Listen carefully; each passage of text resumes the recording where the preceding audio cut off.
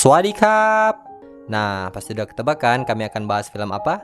Yap, kali ini kami akan mereview film Thailand yang sangat inspiratif sekaligus syarat akan makna, yang berjudul My True Friends. Digarap oleh sutradara Atsajun Sattakovit yang rilis pada tahun 2012.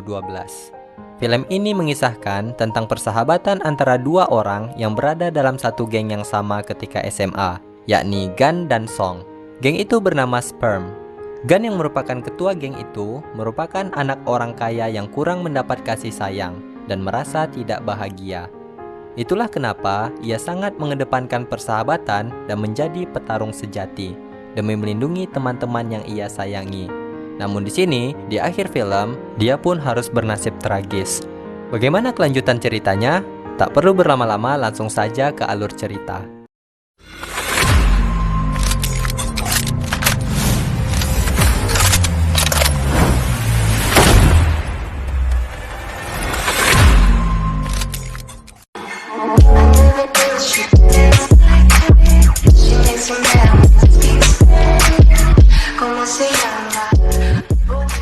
Film berawal di mana memperlihatkan seorang cowok yang bernama Song yang hendak berangkat ke sekolah. Tak lama kemudian, terjadilah aksi kejar-kejaran oleh geng yang mengejar Gan dan Ka. Anggota geng tersebut bermaksud untuk menghajar mereka berdua. Perkelahian pun tak terelakkan. Song menyaksikan perkelahian itu dan terlihat ketakutan. Lalu datanglah seorang cewek yang bernama Nem. Ia buru-buru menyelamatkan Song agar tak kena pukulan nyasar. Kemudian datanglah Nick dengan motor menyelamatkan Gan dan Ka. Nem memperingatkan Song agar berhati-hati karena banyak sekali perkelahian antar gangster di sana. Nem juga mengatakan bahwa Gan adalah seorang ketua geng bernama Sperm dan sering dikeluarkan dari sekolah. Setelah itu, mereka pun berkenalan dan datanglah Diu dengan skuternya sambil tersenyum lebar. Song hanya menatapnya. Cinta pandangan pertama kayaknya nih. Ya kan, Don? Gan pun datang. Di sini, Nem juga menyuruh Song untuk menjauhi Gan. Ia pun bergegas pergi dengan Du, juga disusul oleh Song. Ya, ditinggal deh. Scene selanjutnya menceritakan tentang Gan dahulunya. Ketika itu, ia akan mengikuti ujian. Namun, seseorang telah menunggunya dengan motor. Ternyata, Gan memilih pergi karena hendak menyelamatkan temannya yang dikejar oleh geng lain. Seketika semua KO dibuatnya.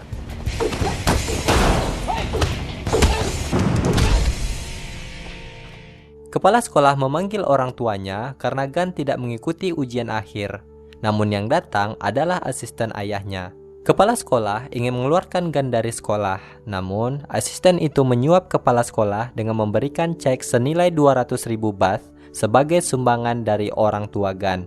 Saat itu, Gan merobek cek tersebut dan mengatakan ia keluar dari sekolah. Baginya, uang adalah penderitaan. Ternyata, Gan orang kaya raya namun tidak bahagia. Kembali ke sekolah. Jam istirahat sedang berlangsung. Di sana ada Song yang diganggu oleh dua orang cowok karena Du dan Nem memilih duduk dengannya.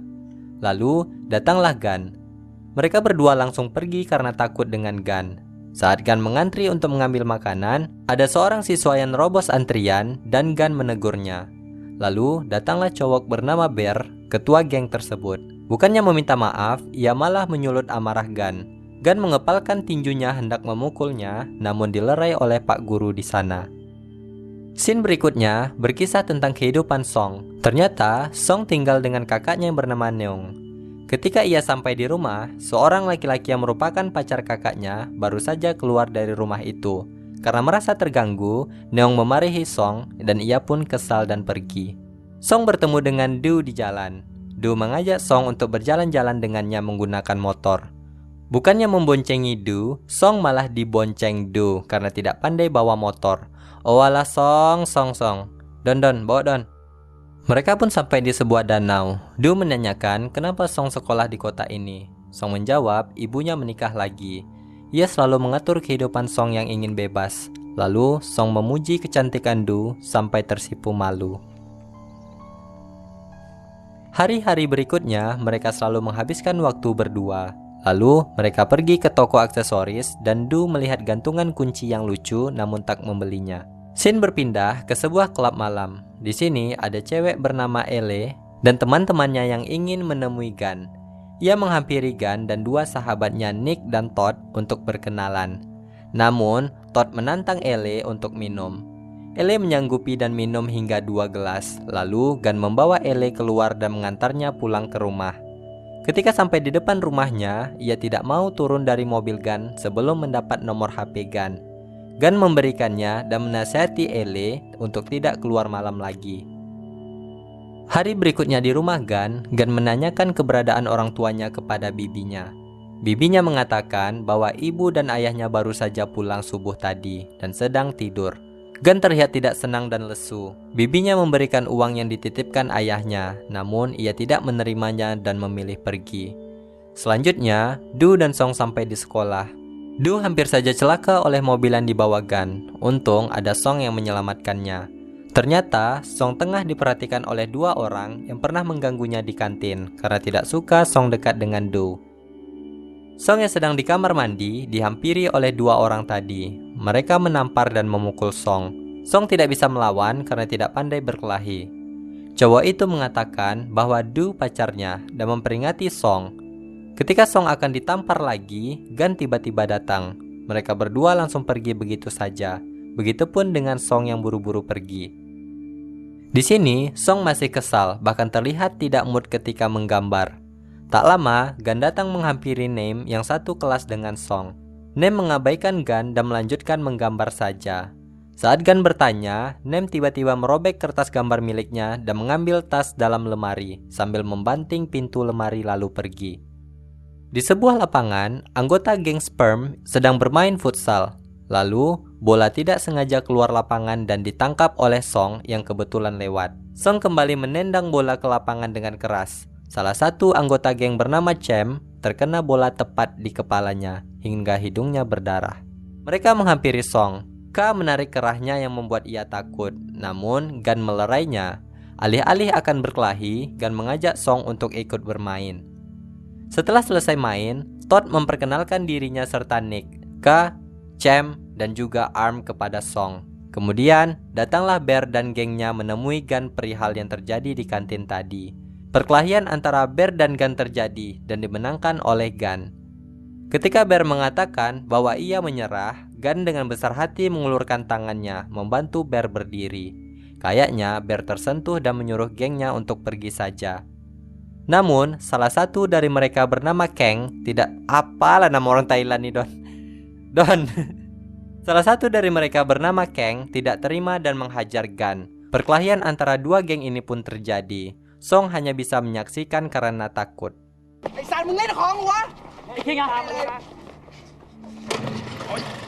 Lagi-lagi, Song yang hendak pulang melihat kakaknya membawa pacarnya ke rumah. Song memutuskan untuk tidak pulang ke sana. Scene berikutnya, geng sperm berada di klub malam. Di sana juga ada Song, Nick, Todd, Cem, dan Arm mengajari Song menari. Lalu datanglah 2 orang preman yang memanggil Nick dan memalak rokok miliknya. Hal itu diketahui oleh Gunn. Gunn menghampiri preman itu. Ia langsung memukul keduanya dan mengambil rokok milik Nick kembali. Gunn memberikan rokok itu kepada Nick dan mengatakan untuk tidak membiarkan mereka memerasnya lagi. Todd menyalakan rokoknya dan menyodorkan kepada Song yang tak pernah merokok. Song langsung terbatuk. Gunn mengatakan jika ia tidak suka maka jangan lakukan. Lalu Song menanyakan kepada Gunn, kenapa kalian selalu berkelahi? Gunn menjawab, seharusnya Song menanyakan mengapa yang lain selalu menantang kami berkelahi. Gunn lalu berkata, akan selalu ada orang yang mengejarnya dan Song harus kuat. Jika Song tidak punya teman, maka bergabunglah dengan mereka. Nick menimpali, jika Song ingin bergabung dengan geng sperm, ia harus berganti pakaian dalam dengan Nick. Ada-ada aja anak geng nih. Nick melepas celana dalamnya dan memberikan pada Song. Sika juga mengatakan, jika Song tidak mau, maka ia tidak bisa masuk geng sperm. Akhirnya, Song menyanggupinya dan resmi menjadi anggota geng sperm. Hari-hari selanjutnya, mereka menghabiskan waktu bersama, seperti berenang di kolam milik Gunn yang kaya melintir. Main bola, nyanyi-nyanyi bareng, pokoknya mereka terlihat sangat bahagia, seperti persahabatan bagai kepompong. Di depan sebuah minimarket, geng sperm sedang duduk mendengarkan Nick bercerita tentang apa yang ditontonnya. Namun, terhenti di tengah karena kasetnya rusak. Ka tak sengaja melempar sebuah buku kecil ke Nick dan mengenai anak sekolah lain yang duduk di sebelah mereka. Mereka tersulut amarah dan mulai berkelahi. Nick ketakutan dan masuk ke dalam minimarket. Song yang tidak pandai berkelahi malah kena pukulan, lalu dibantu oleh Gun. Mereka semua kabur ketika ada yang menyoraki polisi datang. Hari itu adalah ulang tahun Do. Ia menunggu Song bersama dengan Nem dan seorang teman. Namun, malah yang datang adalah mantan pacarnya membawa seikat bunga dan meminta Do menjadi ceweknya lagi. Do menerima bunga itu. Di sana, ternyata ada Song yang memperhatikan dari kejauhan sambil memegang sebuah hadiah. Scene berpindah di mana Nem diikuti oleh Gun. Gun bertanya kenapa Nem marah padanya. Ternyata Nem menyangka kakaknya meninggal karena berteman dengan Gun. Kebetulan, Bear dan Kang ada di dekat sana. Kang langsung menantang Gun dan menyandra Nem. Kang juga mengacungkan senjata kepada Gun. Bear menyuruh Kang melepaskan mereka, namun dia menolak. Bear tiba-tiba memegangi Kang dan menyuruh Gun dan Nem untuk lari. Hampir saja Gun terkena senjata milik Kang, namun mereka berhasil kabur.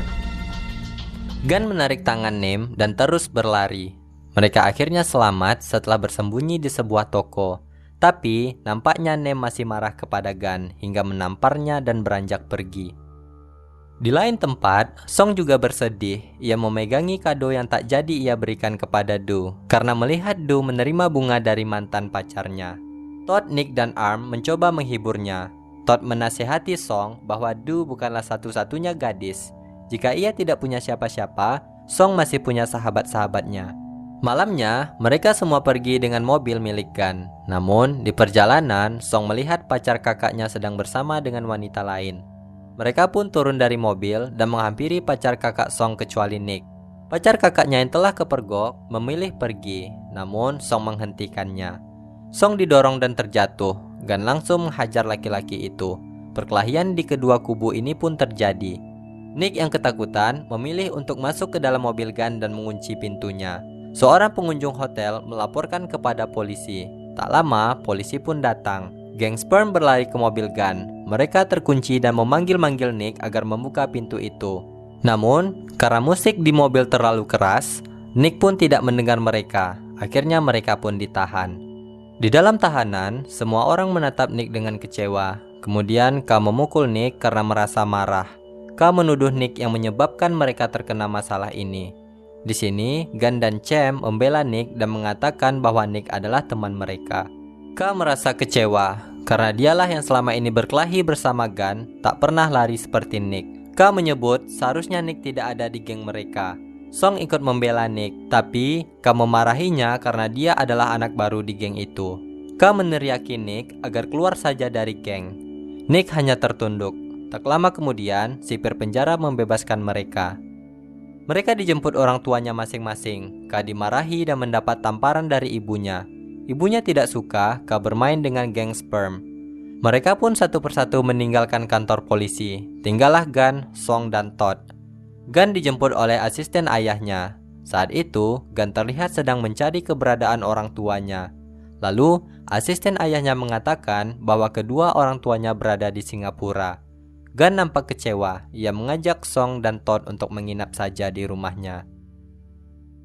Scene berpindah ke rumah Nem. Nem melihat ibunya sedang menangis ketika menatap foto anak laki-lakinya bernama Aok. Aok adalah kakak Nem yang telah meninggal dunia. Nem menyalahkan Gun karena kematian kakaknya. Namun, ibunya menyangkal itu bukanlah perbuatan Gun. Gun sangat menyayangi kakaknya. Akhirnya, ibu menceritakan yang sebenarnya terjadi terhadap Aok. Ternyata, Aok saat itu kecanduan narkoba hingga mencuri uang milik ibunya. Ibunya meminta Gun membawa Aok pulang. Namun, Gun menemukan Aok dalam keadaan berdarah-darah setelah dipukuli oleh pengedar narkoba. Narkoboy membawa petaka. Nem kaget karena baru mengetahui hal itu. Ibunya menyembunyikan kebenaran itu agar Nem tidak merasa malu memiliki seorang abang yang kecanduan narkoba. Di hotel milik Gun, Song bercerita bahwa kakaknya marah karena telah memukuli pacarnya. Gun menghiburnya dan menawarkan Song tinggal di rumahnya selama yang ia mau. Kemudian, Song ditelepon oleh Nem yang mengajaknya untuk merayakan ulang tahun Do. Awalnya ia menolak, namun Todd sangat ingin pergi dan minum-minum. Di klub, mereka sedang menunggu Nem. Song menunjukkan kado yang akan dia berikan kepada Du dengan wajahnya yang sangat bahagia. Lalu, Todd bertanya dengan serius, jika Song sudah punya pacar, akankah ia lupa dengan mereka? Gun menyikut Todd karena bertanya yang tidak-tidak. Song dan Gun pergi menghampiri Nem yang baru saja datang dan meninggalkan Todd. Kemudian, seorang wanita meminta bantuan Todd untuk menghajar mantan pacarnya yang sedang bersama dengan wanita lain, dengan alasan karena telah meninggalkan wanita itu.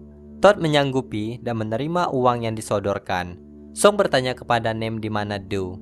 Lalu, Nem mengatakan bahwa Du sedang bersama pacarnya. Seketika, ekspresinya berubah menjadi sedih. Sad boy. Ia kembali ke meja dan memilih minum untuk melampiaskan kesedihannya. Todd yang menyadari itu membawa Song bersamanya. Todd tiba-tiba memukuli mantan pacar wanita yang membayarnya tadi. Wanita yang bersama laki-laki itu memegangi Todd dan tidak sengaja Todd menamparnya. Lalu, Song ikut memukul laki-laki itu berkali-kali seperti melampiaskan kemarahannya karena mengetahui Du sudah punya pacar. Lalu, Gun yang melihatnya segera menghentikan Song. Di perjalanan, Gun menghentikan mobilnya. Ia memberitahu bahwa yang ditamparnya tadi adalah putri anggota dewan di kota itu. Todd sama sekali tidak merasa bersalah. Gun menyadari bahwa saat itu Todd sedang menghisap ganja. Gun langsung membuangnya. Gun terlihat marah dan mengatakan jika Todd butuh uang, ia tinggal minta kepada Gun, bukan dengan memukuli orang lain.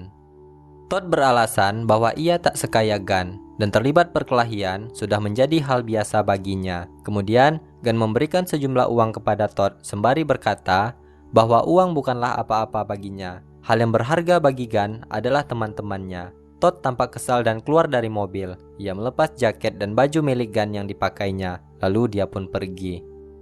Kemudian, Nem sedang mengobati tangan Song yang luka. Datanglah Gun membawakan mereka minuman. Di sana, Gun terlihat sangat sedih. Ia memberitahu Song bahwa baginya apa yang ia lakukan adalah karena ia menyayangi teman-temannya. Jika mereka salah, Gun harus mengingatkan walau mereka akan marah kepadanya. Persahabatan tidak hanya 1-2 hari, tetapi selamanya. Esok harinya, Gun dan Song akan makan di kantin. Siswa lain terlihat menyingkir ketika mereka datang. Tepat di meja sebelah Song, ia melihat siswa yang pernah memukulnya dulu. Siswa itu segera pergi karena tidak ingin bermasalah dengannya. Song menulis kata sperm di tangannya dan menunjukkan kepada Gun. Tapi Gun malah berkata, lambangnya ada di jiwa kita dan tak perlu diungkapkan. Gun mengingatkan bahwa walaupun mereka suka berkelahi, mereka bukanlah gangster. Laki-laki berkelahi sampai ada pemenang, tapi tak pernah membunuh. Tak lama, Bear datang menghampiri mereka. Tenang guys, dia nggak ngajak gelut kok. Bear memberitahukan bahwa Kang dari geng Knights Bazaar akan menyerang geng Sperm. Ia memberitahu Gun karena ia tidak suka atas apa yang dilakukan Kang kepada Gun. Di lapangan, Cem dan Arm didatangi oleh K. Cem mengajak untuk menelpon Gun dan berkumpul lagi. Namun, K tidak menyetujuinya karena masih marah kepada Gun. Lalu, datanglah 2 orang anggota geng Bazaar dan mengatakan bahwa Todd bersama mereka. Jika ingin Todd selamat, mereka harus membawa Song tengah malam ke stadion. Cem ingin memberitahu Gun, namun K melarang dan ia sendiri yang akan menyelamatkan Todd. Kemudian, Cem menyampaikan kepada Arm untuk memberitahu Gun. Ia pun pergi bersama K. Arm memberitahukan Gun dan Song yang sedang bersama Bear. Karena ia tidak bisa berbicara, Arm menulisnya di kertas. Song menelpon Cem menanyakan di mana pertemuan malam nanti. Ketika akan pergi, Nem yang tadinya lagi nguping mencegat mereka. Ia bertanya kenapa mereka suka berkelahi. Gun dengan bijak menjawab untuk melindungi teman yang mereka sayangi. Wow, kisah persahabatan yang sangat luar biasa. Malamnya, K dan Cem sampai duluan dan disusul oleh Gun, Song, dan Arm. Ternyata jumlah geng sebelah sangat banyak.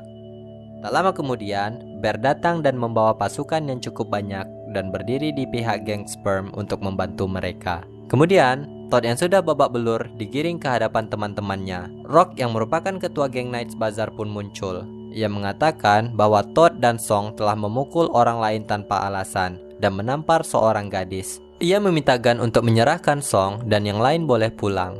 Namun, Gun tidak membiarkan itu terjadi. Sesaat hujan turun, kedua kubu ini mulai perkelahian. Mereka berkelahi habis-habisan.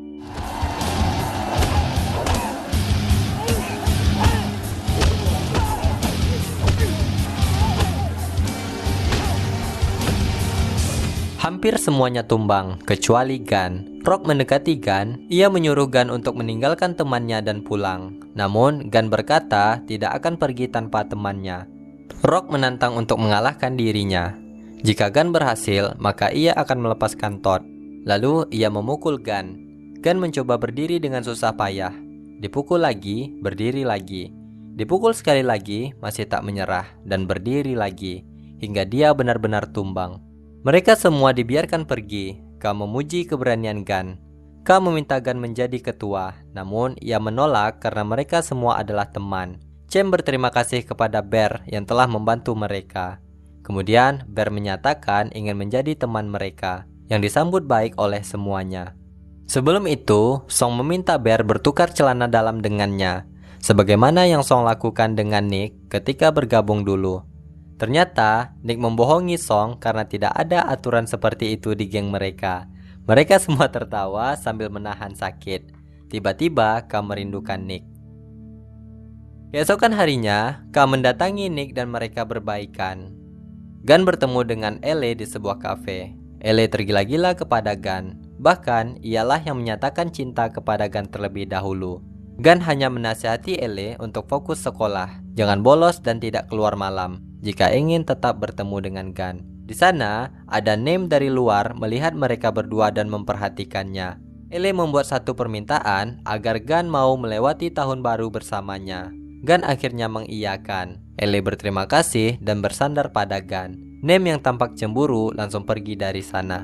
Nem sampai di rumah membawa bola lampu baru untuk menukarnya dengan yang telah rusak. Tapi ibunya berkata bahwa lampunya sudah diganti oleh Gun. Benar saja, Gun ada di sana sedang memasang bola lampu. Nem masih kesal karena kejadian di kafe tadi, alias cemburu buta.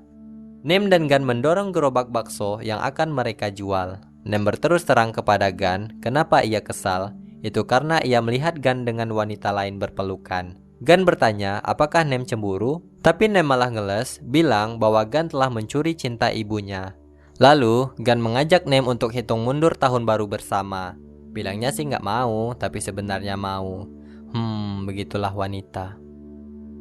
Malam tahun baru pun tiba. Setelah Gun mengantar temannya, ia hendak menjemput Ele karena sudah janji. Namun, K, Nick, dan Bear menghentikannya dan memaksa untuk hitung mundur bersama mereka sebelum menjemput Ele. Mereka pun berhitung bersama-sama. Di sana juga ada Nem, mereka pun bergembira. Gun kemudian mengatakan harapannya kepada Nem bahwa ia berharap Nem berbahagia. Begitupun Nem kepada Gun. Gun kemudian diantar ke parkiran oleh Nick, Song, dan Todd. Belum sampai Gun meninggalkan parkiran untuk menjemput Ele, teman-temannya bertemu dengan Kang dan perkelahian pun terjadi. Nick menggigit tangan Kang dan ia mengeluarkan senjata. Gun yang melihat itu menghentikan Kang. Ia melawannya di antara mobil-mobil itu. Setelah bersusah payah menahan, perut Gun pun terkena tusukan. Ia meringis kesakitan. Teman-temannya tidak satu pun yang tahu. Gun kemudian berdiri dan bersikap seolah baik-baik saja, lalu pergi. Ele yang telah menunggu lama pura-pura ngambek ketika Gun datang. Gun keluar dari mobil dalam keadaan pucat dan berkeringat. Tak lama, Gun tersungkur dan perutnya sudah penuh dengan darah. Ele membawa Gun ke rumah sakit sambil menangis. Lalu, Nem dan teman-teman Gun datang. Mereka menunggu dokter selesai menangani Gun dengan harap-harap cemas. Ketika dokter keluar, ayah dan ibu Gun datang dan menanyakan kondisi Gun. Ternyata, nyawa Gun tidak bisa diselamatkan. Mereka tidak percaya akan hal itu. Ayahnya bahkan mengatakan akan membayar dokter itu berapapun yang ia mau agar menghidupkan kembali anak mereka satu-satunya. Mereka semua menitikkan air mata. Ayahnya memeluk Gun untuk terakhir kalinya sambil berurai air mata. Song merasa marah, lalu ia pergi mencari orang yang sudah menusuk Gun, diikuti oleh teman-temannya.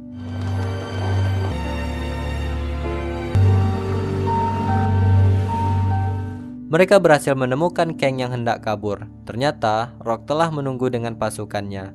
Si Kang langsung merasa menang karena mengira bosnya datang untuk menolongnya. Tapi, ia malah mendapat pukulan dan dikeluarkan dari geng Knights Bazaar karena berkelahi menggunakan senjata. Song kemudian menghajarnya berkali-kali, melampiaskan kemarahannya. Todd membiarkan Song sendiri menyelesaikannya. Kang kemudian mengeluarkan senjata dari saku dan mengenai Song. Namun, Song mampu mendapatkan senjata itu. Ketika akan menancapkannya ke mata Kang, tiba-tiba Song teringat kata-kata Gun untuk tidak membunuh dalam perkelahian. Akhirnya, Song hanya menusuk telinga Kang dan polisi pun datang.